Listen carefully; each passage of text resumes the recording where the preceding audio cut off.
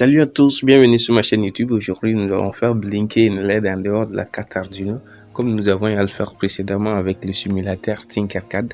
Mais il faut reconnaître quand même qu'avec la simulation, c'est moins spectaculaire et moins fun. Or qu'avec les composants physiques, c'est plus spectaculaire et plus fun. So, let's get started. Alors, bien avant d'arriver là, j'aimerais vous remercier tous pour votre soutien. Car à peine un mois et rien qu'avec 3 vidéos, je viens d'atteindre 100 abonnés, ce qui est très encourageant et très motivant. Alors restons ensemble pour l'aventure, c'est très apprécié. Et il y aura des contenus très informatifs, très intéressants, également des projets super intéressants sur Arduino. Et nous allons également étendre les spectres sur d'autres cartes de développement, comme les Raspberry, les ESP, les Adafruit et tout. Alors restons ensemble pour l'aventure, je vous remercie beaucoup. Alors pour vous remercier davantage, j'ai fait un cœur avec Arduino. Donc, take a look.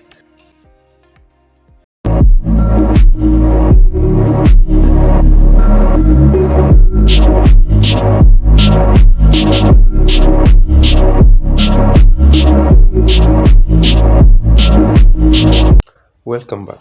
Alors sans plus tarder, nous allons commencer par éditer le programme correspondant, autrement dit les sketchs. Donc pour ça, nous allons lancer le logiciel et ensuite, une fois dans le logiciel, on va dans Fichier et Nouveau. Donc cela va nous envoyer sur un nouveau espace de développement. Donc là, on va écrire notre code en entier. Donc on commence par int LED égale à 7. Donc là, int c'est la nature de la variable et LED ça c'est la variable elle-même. Donc 7 correspond à la valeur qu'on va donner à notre variable. Donc égal ici, c'est pas l'égal mathématique en fait, c'est l'affectation en programmation. Donc on peut ajouter un bout de commentaire pour éclairer un peu l'instruction correspondant, donc déclaration de la variable. On bascule dans void setup. Dans void setup, on va écrire pin mode et pin mode set et output. Donc pin mode, en fait, c'est une fonction prédéfinie par le logiciel Arduino. Elle permet de définir l'état des broches. Donc elle prend des valeurs comme des paramètres, donc, à savoir la valeur, le numéro du broche et l'état qu'il va attribuer à la broche correspondante.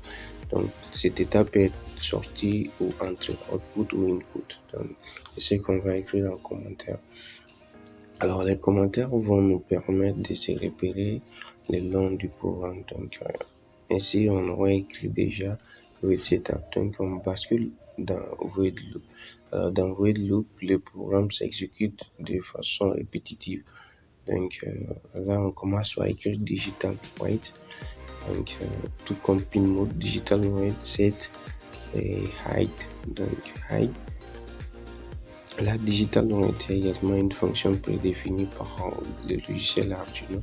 Donc elle prend les paramètres, à savoir le numéro du broche et le niveau de tension qu'il va envoyer à la broche correspondante.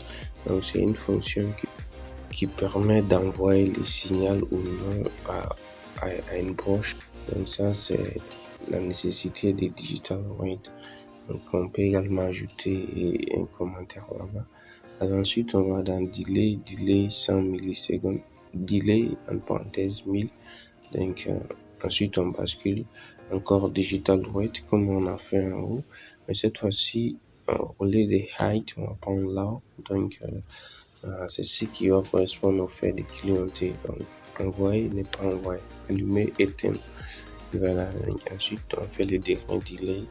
Donc c'est des délais la même valeur. Donc les commentaires vont nous permettre de se repérer le long du programme, surtout si c'est des centaines de lignes.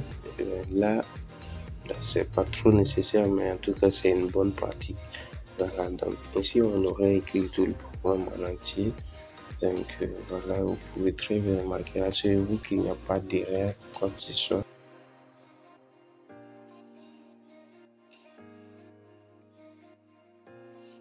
Ainsi, bien évidemment, on compile. Et pour la première fois, il va vous falloir donner un nom au programme et sauvegarder. Alors, dans la seconde vidéo, on va On va faire le montage et téléverser. Voilà. Si la compilation est bien faite, vous allez voir en bas l'information sur la capacité du programme et tout. Dans les cas contraires, vous allez voir des alertes qu'en fait.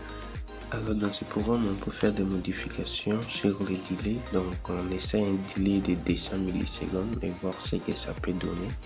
Alors j'aimerais également que vous remplaciez les sets dans les programmes en fait par les noms LED et voir également ce que ça va donner.